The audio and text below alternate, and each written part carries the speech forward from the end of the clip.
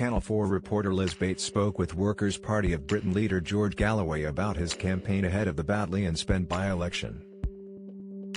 But things took an awkward turn when George Galloway was asked his opinions on intimidating tactics allegedly being used by his supporters against his political rivals. Mr. Galloway was offended at the questioning, stating his interview was full of personal attacks before wrapping up and telling the journalists to leave his campaign bus. Speaking on Channel 4 News, Ms. Bates brought up reports that supporters of Mr. Galloway were engaged in intimidation. The sit-down was held before video footage of Labour candidate Kim Ledbetter went viral, which showed a group of men heckling and chasing her. Mr. Galloway condemned the video, stating the people involved had nothing to do with him. Ms. Bates asked, "We've been speaking to Labour people today who say that your campaign tactics are, how to put this, unpleasant, intimidating, thuggish, is the way people have said." Mr. Galloway quickly retorted, "They would say that," as the Mail on Sunday put it. Dan Hodges, "All strategists agree that Galloway is eating Labour alive.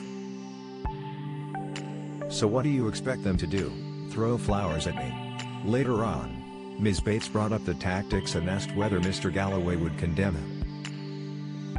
He said, "I've got no evidence of that, but if there are such messages, they didn't come from me or my campaign." "Do you want to know anything about what's happening here?" Ms. Bates said she was attempting to get to the bottom of the allegations, to which Mr. Galloway's wondered if anyone went on camera to state them. The reporter said they did not, as they felt intimidated, to which the Scottish politician dismissed the validity of her claims. Ms. Bates asked if the interview should end, which Mr. Galloway gladly obliged and told her team to get off the bus. Mr. Galloway was then heard saying, "Even by Channel 4 standards, that was a poor interview." Mr. Galloway spoke to Express. Co.uk and forecast Labour will end up third, as he believes there are not many Labour supporters in the constituency. He said, "I'm talking about an extremely low vote. Not quite as bad as what Labour achieved in the recent Chesham and Amersham by-election, but not much better. Therefore, it is between myself and the Conservatives, and I'm absolutely sure we will be first or second." The politician enjoys strong support from the Muslim community, which makes up 20% of Batley and Spen voters.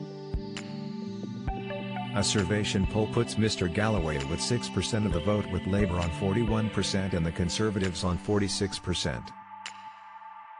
Political pundits believe Mr. Galloway's split of the Labour vote will be enough to give the Conservatives the seat. Mr. Galloway also ran in the Scottish parliamentary elections in May on a pro-union manifesto but failed to secure any seats.